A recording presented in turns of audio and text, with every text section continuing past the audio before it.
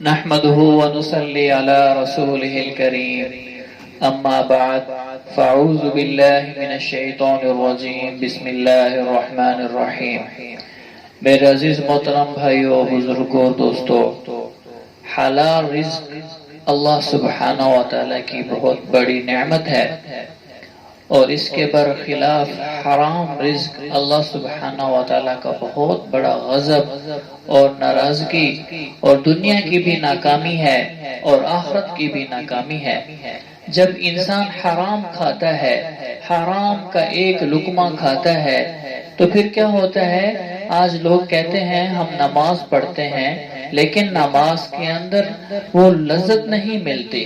ہم بازوں کو نماز کی بھی توفیق نہیں ملتی، نہ نماز کی توفیق ملتی ہے، نہ روزے کی توفیق ملتی ہے، نہ قرآن دل پر اثر کرتا ہے، نہ دین کی بات دل پر اثر کرتی ہے، نہ جہنم کا تذکرہ کرتے ہوئے دل پر اثر ہوتا ہے، نہ جنت کا تذکرہ کرتے ہوئے دل پر اثر ہوتا ہے، نہ موت کی سختی کا تذکرہ کرتے ہوئے دل پر اثر ہوتا ہے، نہ قبر کی عذاب کو بتلاتے ہوئے دل پر اثر ہوتا ہے۔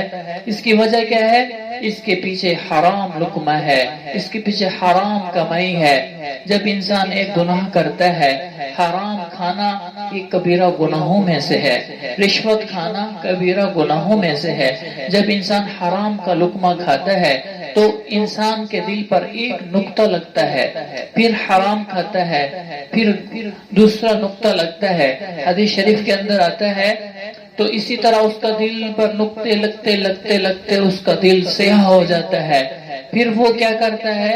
پھر وہ برائیوں میں لگ جاتا ہے، اس کو نیکی کرنا اچھا ہی نہیں لگتا، وہ نیکی کے خلاف چلتا ہے، وہ نیکی نہیں کرتا، وہ گناہوں میں اس کو لذت ملتی ہے اور وہ گناہوں میں پڑ جاتا ہے، اس کا دل سخت ہو جاتا ہے، اس پر کوئی دین کی بات اثر نہیں کرتی۔ کیوں؟ یہ حرام کھا رہا ہے، حرام کی وجہ سے آج اس کا دل سخت ہو گیا ہے۔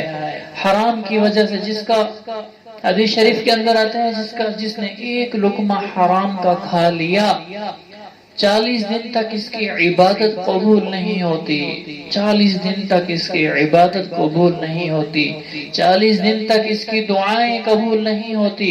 حدیث شریف کے اندر آتا ہے کہ ایک انسان سوٹ لیتا ہے، اس میں اگر 1 روپیہ بھی حرام کا چلا گیا، جب تک اس نے اس کو پہنا ہوا ہے اس کی عبادت قبول نہیں ہوتی۔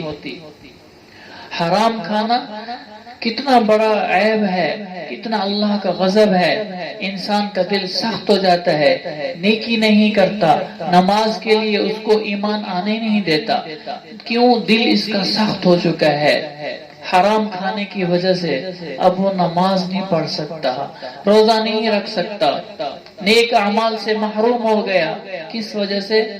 کہ کمائی حرام ہے، حلال نہیں ہے۔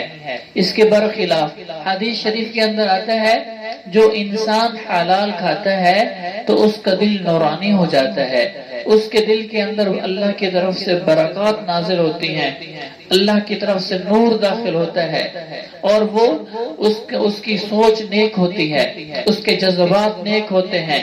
وہ جو حلال کھاتا ہے وہ نماز کے لیے تیار ہو جاتا ہے، وہ نماز کو ادا کرتا ہے۔ جو حلال کھاتا ہے اس کو نماز پڑھتے ہوئے سکون حاصل ہوتا ہے کہ میں اللہ کے دربار پر نماز پڑھ رہا ہوں۔ وہ نیکی کرتا ہے، اس کو نیکی کرنے میں سکون حاصل ہوتا ہے، اللہ پاک اس کو ایک روحانی سکون عطا فرماتے ہیں۔ کس وجہ سے؟ نماز پڑھنے کی وجہ سے، حلال روزی کمانے کی وجہ سے، حلال کھانے کی وجہ سے اس کو نیکی کے اندر لذت محسوس ہوتی ہے، اور اگر اس سے کوئی گناہ ہو جائے تو وہ اپنے آپ پر بوجھ محسوس کرتا ہے، یہ مجھ سے کیا ہو گیا، افسوس کرتا ہے، توبہ کرتا ہے، پھر اللہ سے رجوع کر لیتا ہے۔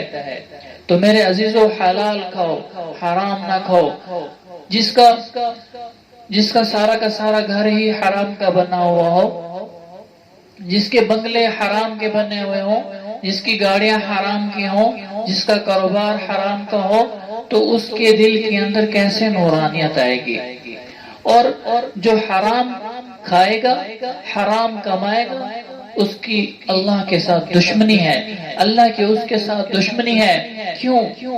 جو حرام کھائے گا، اللہ اس نے حرام کمایا تھا، کما کے بلڈنگ بنائی، بنگلہ بنایا، وہی گھر کے اندر رہنے والی بیوی اس کی نافرمان بنے گی، وہی اس کی اولاد اس کی نافرمان بنے گی۔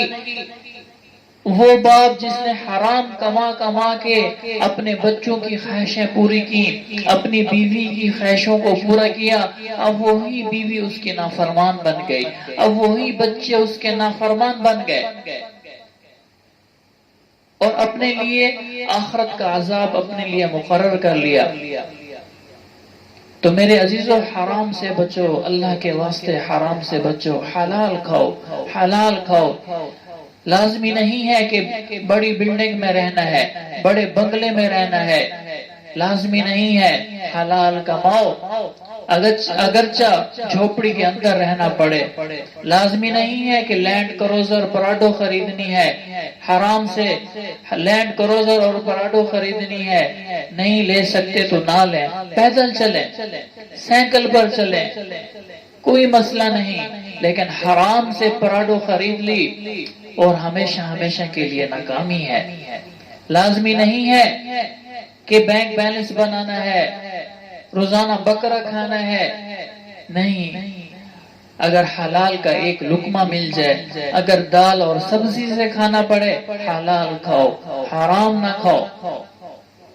اگر ہمارے پاکستان کے اندر سارے مسلمان بھائی حلال کھانا شروع کریں، حرام سے بچیں، اور جتنے بھی جس شعبے کے اندر جائیں وہیں پر حرام، جس شعبے کے اوپر جائیں وہیں پر رشوت، وہاں پر ہر شعبے میں شروع سے لے کر آخر تک رشوت ہی رشوت، رشوت ہی رشوت، رشوت ہی رشوت، حرام ہی حرام، حرام ہی حرام، کہ مسلمان ہو کر رشوت لیتا ہے۔ الراشی والمرتشی کلاہما فی النار، رشوت دینے والا لینے والا، اللہ کے رسول نے فرمایا دونوں جہنمی۔ آج مسلمان رشوت لیتے ہوئے ڈرتا بھی نہیں ہے۔ اگر ہمارے عہدیدار جتنے ملازمین ہیں، اگر سارے کے سارے رشوت چھوڑ دیں، حلال پر آ جائیں اور زکوٰۃ دیں اور عشر دیں، اللہ کی قسم پورے پاکستان میں ایک غریب بھی نہیں رہے گا، پورے پاکستان کے اندر ایک غریب بھی نہیں رہے گا۔ اگر سود کو چھوڑ دیں، ہمارے سیاستدان بھی سود لینا چھوڑ دیں، اور ہماری بینکوں کا نظام بھی جو سودی ہے اس کو چھوڑ دیا جائے، ہمارے مسلمان بھائی بھی سود کو چھوڑ دیں، حلال روز روزی پر آ جائیں، حرام سے بچ جائیں، اللہ کی قسم پورے پاکستان میں کوئی غریب نہیں رہے گا۔ تو میرے عزیزو، اپنی آخرت کی تیاری کریں، حلال رزق کھلائیں اپنے آپ کو، تاکہ مرتے ہی میں کامیاب ہو جاؤں۔ جو حلال کھائے گا، اللہ اس کے دل کو سکون سے بھر دے گا، راحت سے بھر دے گا، خوشی سے بھر دے گا، اس کے چہرے کے اوپر ایک سکون ہوگا، راحت ہوگی۔ اس کے برخلاف جو رشوت لیتے ہیں، حرام کھاتے ہیں، اس کی مثال ایسے ہے کہ اس کی مثال ایسے ہے کہ وہ اگر اس کو پورا سمندر بھی مل جائے دولت کا، پھر بھی اس کا پیٹ نہیں بھرے گا، پھر بھی اس کا پیٹ نہیں بھرے گا۔ تو دنیا کی ساری چیزیں یہیں رہ جانی ہیں۔ جو حرام کھائے گا، اللہ اس کے دل کو سخت کر دے گا، اس کے دل سے چین سکون نکال دے گا، اس کے چہرے سے سکون نکال دے گا۔ کس وجہ سے؟ یہ حرام کھاتا ہے۔ میرے عزیزو، حلال پر آ جاؤ، حرام کو چھوڑ دو۔ علامہ اقبال نے کہا، اے طائر لاہوتی، اس رزق سے موت اچھی جس رزق سے آتی ہو پرواز میں کمی۔ اے مسلمان، تیری پرواز تو جنت ہے، اے مسلمان تیری پرواز تو اللہ نے جنت بنائی ہے۔ اگر حرام کھاتے ہوئے اگر وہ تیری پرواز گرتی ہے تو جنت کی بجائے جہنم کی طرف چلا جاتا ہے، تو اپنے مشن میں ناکام ہو رہا ہے۔ دنیا کی نظر میں تو کامیاب ہو رہا ہے، لیکن اللہ کی نظر میں تو ناکام ہو رہا ہے اور ہمیشہ ہمیشہ کے لیے ناکامی کی طرف جا رہا ہے۔ اللہ نے چاہتوں کو پوری ہونے کی جگہ جنت بنائی ہے، یہاں حلال کھاؤ، حرام نہ کھاؤ۔ اللہ نے تمہاری چاہتوں کی جگہ جنت بنائی ہے، شہد کی نہریں، دودھ کی نہریں، تسنیم پانی کی نہریں اور جنت کے محل سونے اور چاندی کے بنائے ہیں، وہ ہے چاہتوں کی پوری ہونے کی جگہ۔ آج سے میرے عزیزوں سب بھائی توبہ کریں کہ آج کے بعد ہم نے حلال کھانا ہے، حرام نہیں کھانا۔ دین کی بات آگے بھی دوستوں کو شیئر کرنی ہے تاکہ وہ بھی حلال پر آ جائیں، حرام سے بچ جائیں۔ اللہ پاک ہم سب کو حلال کھانے کی توفیق عطا فرمائے اور حرام کھانے سے ہماری حفاظت فرمائے۔